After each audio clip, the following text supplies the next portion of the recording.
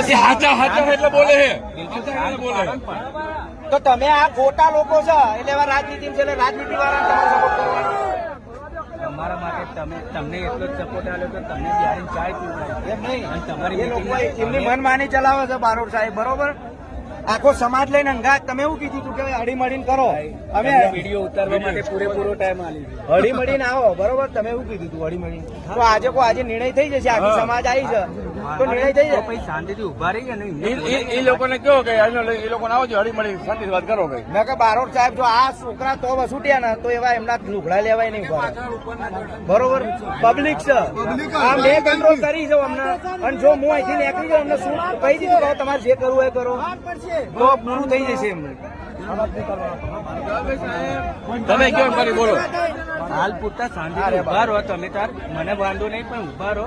Public violent ના થવી જોઈએ.